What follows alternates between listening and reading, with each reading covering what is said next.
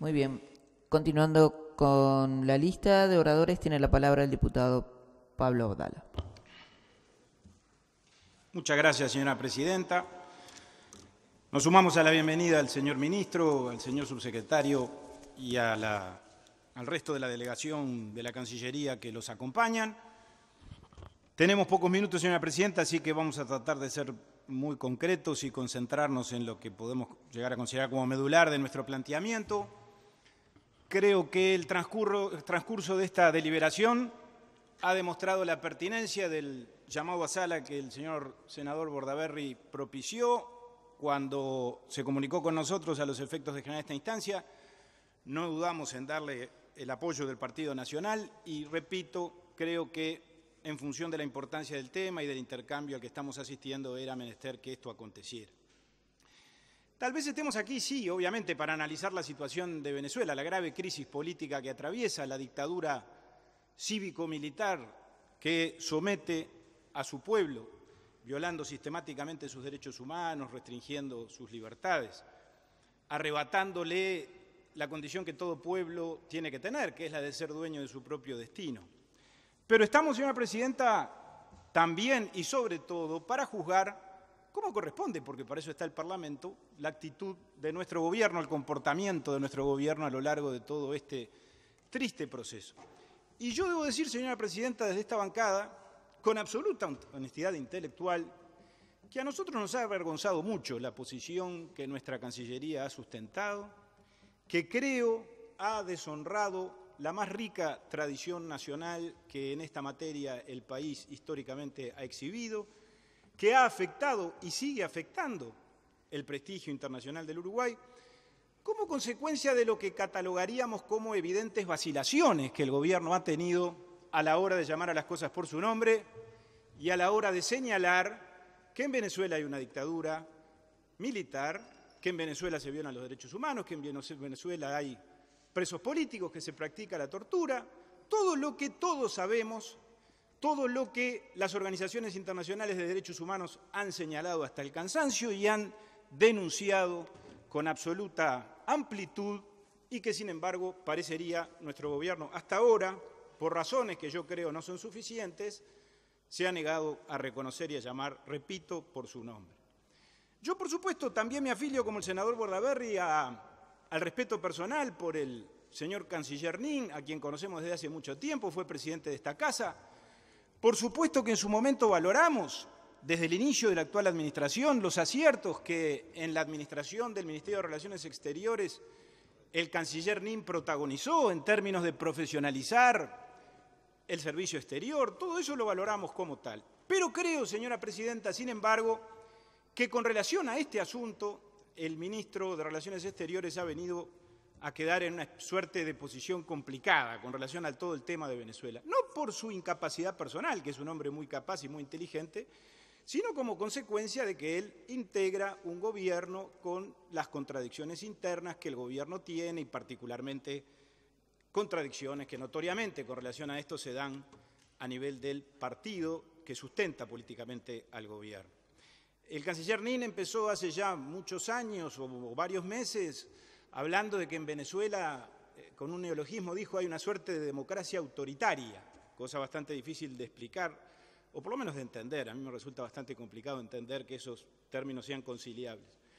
Ahora ha venido a caer en una nueva contradicción, a mi juicio, y es que el 10 de enero, cuando el señor Maduro inició un nuevo periodo de gobierno para el que presuntamente había sido electo en el mes de mayo, en elecciones que todos sabemos fueron fraudulentas, cuestionó, como lo reiteró ahora, a la oposición porque no se había presentado a esas elecciones. Elecciones que fueron fraudulentas porque elecciones hechas con partidos prohibidos y con candidatos presos, lo sabemos muy bien los uruguayos, no son elecciones libres, son un fraude. Y sin embargo el canciller ha ido oscilando en cuanto a reivindicar por momentos esas elecciones y por momentos implícitamente cuestionarlas.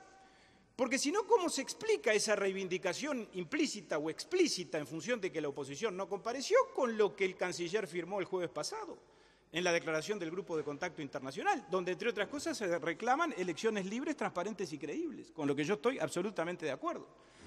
Ahora, si el gobierno ha entendido necesario reclamarle a Venezuela o reclamar para Venezuela elecciones libres, transparentes y creíbles, es porque, me parece que es de puro sentido común, las elecciones de mayo no fueron ni transparentes, ni creíbles, ni por lo tanto, desde ese punto de vista, señora presidenta, legítimas.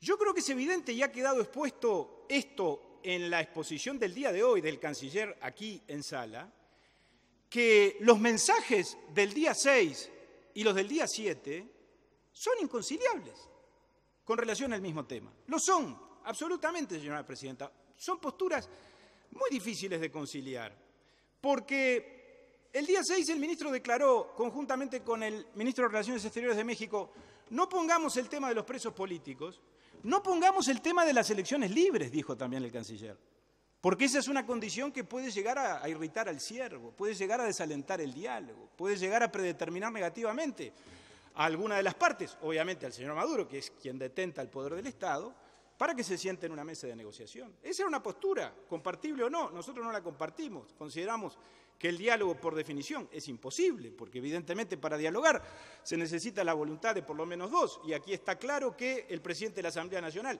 ya descartó el diálogo porque no le tiene confianza a la contraparte, y la contraparte, que es el señor Maduro, dice que quiere dialogar, pero todos sabemos que lo que quiere es perpetuarse en el poder. Ahora, el día siguiente, el día 7, en una declaración que es absolutamente compartible, el Uruguay, con la Unión Europea y con los demás países que suscribieron esta declaración, fue por un camino diferente.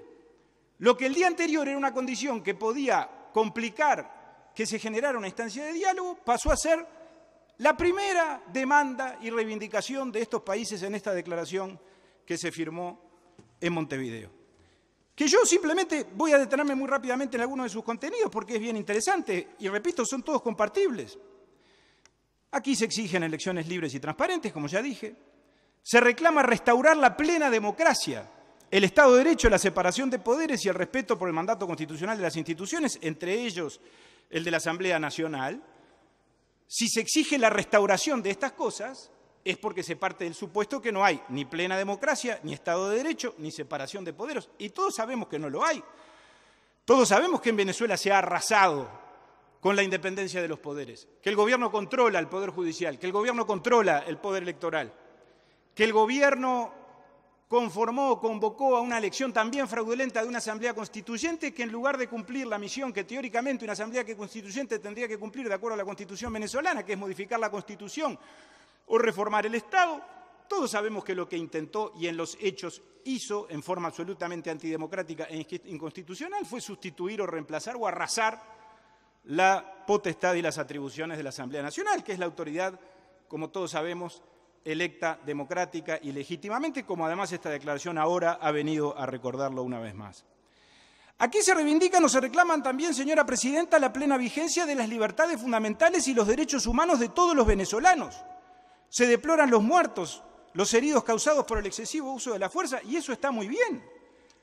Ahora, ¿esto qué significa entonces? Y significa la confirmación. Ahora el propio gobierno uruguayo, después de haber ido dando bandazos, después de haber ido cambiando de posición, después de haberse manejado con eufemismos y buscando un equilibrio imposible, reconoce que en Venezuela hay una sistemática violación de los derechos humanos. Ahora, yo lo que creo, señora presidenta, es que todo esto está muy bien y yo me alegro mucho. Por supuesto, creo que es una actitud del gobierno que llega muy tarde, debió haber llegado hace mucho tiempo, debió haberse puesto de manifiesto con relación a los episodios del 10 de enero, debió haberse puesto de manifiesto hace más tiempo que el 10 de enero. Ahora, quien no está de acuerdo con esa tesitura del gobierno, es el propio gobierno, o por lo menos no estuvo de acuerdo hasta el día anterior. Y por eso el gobierno lo han criticado todos. No lo ha criticado solo la oposición, porque aquí no se crea que en esto la polarización desde el punto de vista de las opiniones y de las definiciones políticas hay que buscarlas en el gobierno y en la oposición nacional. No, en el propio Frente Amplio es notorio que hay críticas con relación a esta tesitura. Quedaron expuestas en una reunión de la mesa política la semana pasada. Hay declaraciones de colegas nuestros en el sentido de que el gobierno incurrió en contradicciones. Y yo creo, discrepando con esos colegas, por supuesto, desde el punto de vista de la interpretación de la realidad venezolana, que sin ninguna duda el gobierno incurrió en contradicciones. A mí me pareció vergonzante, señora presidenta, que el señor Guaidó tuviera que hacerle llegar una nota al gobierno uruguayo, hablándole de los valores de la democracia, reclamándole que se pusiera del lado correcto de la historia y que nuestro gobierno, el gobierno uruguayo, frente a eso tuviera que guardar silencio, como efectivamente aconteció. A mí me avergüenza también la circunstancia, porque es la lectura que hago y me parece que surge del análisis desapasionado de los hechos, que el gobierno mantuviera determinada tesitura de debilidad, de fragilidad con relación a todo esto, y que fuera necesario que viniera la Unión Europea, que el día anterior había declarado el reconocimiento al presidente encargado, el señor Guaidó, en la República de Venezuela, a incidir en la tesitura del gobierno y el gobierno se aviniera a firmar una declaración de estas características, que tuviéramos que llegar a eso, que es absolutamente contradictorio con lo del día anterior, con lo del mecanismo de Montevideo, porque por algo México no suscribe esta declaración. Eso me parece que es absolutamente objetivo. Repito, estoy describiendo hechos, ni siquiera estoy tomando partido. Como también me parece preocupante que las organizaciones internacionales, Human Rights Watch, diga lo que dijo y trate de miserable al canciller o al gobierno nacional por no haber incluido, proclamado y denunciado la existencia de presos políticos, la existencia de presos por ideas en Venezuela. El señor canciller se agravió, y cómo no se iba a agraviar, por supuesto, porque obviamente tiene vergüenza, tiene amor propio, es de sentido común que se iba a agraviar. Yo no sé si fue miserable la posición del gobierno, el calificativo no me corresponde.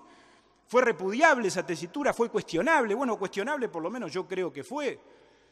El canciller ahora nos dice, la posición del gobierno con relación a esto ha sido inequívoca y nos mencionó antecedentes. Está bien, pero yo creo que está claro que él dijo el miércoles que el tema de los presos políticos no iba porque no había que frustrar el diálogo, y efectivamente el jueves lo de los presos políticos no fue, y el canciller lo celebró como un éxito de la política exterior uruguaya por la misma razón. Y obviamente eso genera confusiones, equívocos y dificultades. No se puede decir que eso no se hace en aras de convocar al diálogo. Yo creo que, ya lo dije, el diálogo es, señora presidenta, un diálogo imposible. Y si la Cancillería considera un éxito de la política exterior esta circunstancia, yo he leído y releído la declaración del día jueves y la palabra diálogo no aparece. Y la palabra negociación tampoco aparece. Al final dice, sí, que los integrantes del grupo de contacto van a realizar contactos con las autoridades venezolanas, pero en aras de que se hagan verdad las condiciones que el grupo de contacto reclama, el llamado a elecciones libres por un lado y la solución de la crisis humanitaria por el otro. Yo creo, señora presidenta, que no puede sostenerse que quienes proclamamos y reclamamos que se reconozca que en Venezuela hay una dictadura y reclamamos, por lo tanto, el restablecimiento de las libertades y la redemocratización del país, estamos actuando en términos de violar el principio de no intervención. No hay que confundir no intervención con indiferencia. Nosotros no preconizamos la intervención en Venezuela. Por supuesto que estamos en contra de cualquier forma de intervención militar. El directorio del Partido Nacional, le consta al señor canciller, se pronunció explícitamente con relación a eso hace pocos días. Yo me pregunto por qué es parte de las contradicciones en las que el gobierno ha incurrido. Si reclamar democracia para Venezuela es violar el principio de no intervención, ¿cómo debe leerse la actitud del gobierno uruguayo en el 2017 cuando votó y fundamentó la suspensión de Venezuela en el Mercosur? Porque allí se alegó la ruptura del orden democrático en Venezuela, y eso lo suscribió el actual canciller y el actual gobierno. Y obviamente lo hizo sin mirar para el costado, lo hizo analizando los hechos de la realidad venezolana, los datos políticos internos, la realidad de un gobierno que no tenía legitimidad ni en su origen ni en su ejercicio, que violaba los derechos humanos. Ahora, allí el gobierno uruguayo, el gobierno del Frente Amplio y el canciller de la República violaron el principio de no intervención y ahora no lo violan porque en tal caso se abstienen de hacer ese tipo de manifestaciones. Yo creo que esto confirma, señora presidenta, la evidente contradicción que todo esto ha tenido. Y a mí me preocupa, y termino con esto, que durante todo este tiempo con relación a este asunto, lo que en el inicio fue una suerte de búsqueda de una política exterior de Estado por parte del señor canciller, que tiene que ver con el reconocimiento que yo hacía antes, cuando el canciller nos convocaba a los integrantes de las comisiones de asuntos internacionales de las dos cámaras al Palacio Santos para hablar de todos los temas vinculados con la política exterior, bueno, en este caso se ha convertido en una política exterior de partido, porque nunca nos convocó el señor canciller para hablar de este asunto, aún para constatar que teníamos diferencias. ¿Y por qué no lo hizo? Es muy curioso. cambió de tesitura, cambió de forma de ser, cambió de visión en cuanto a la necesidad de que en el Uruguay seamos capaces de construir líneas de acción comunes entre todos los partidos, como lo veníamos haciendo desde el año 85, y termino. Yo creo que hay razones más profundas, señora presidenta, entre ellas las que insinuaba el señor senador Bordaberry, y que tienen que ver con las relaciones muy complejas que con Venezuela hemos tenido, más allá de las relaciones diplomáticas, más allá de las relaciones comerciales entre los Estados, y que tienen que ver con relaciones comerciales de otro tenor, que sin ninguna duda yo definiría como confusas, por lo menos, por no decir promiscuas, y que claramente están incidiendo en la debilidad y en los condicionamientos que en esta materia el Gobierno ha exhibido durante todo este tiempo, repito, para vergüenza del conjunto de los uruguayos. Gracias, señora presidenta.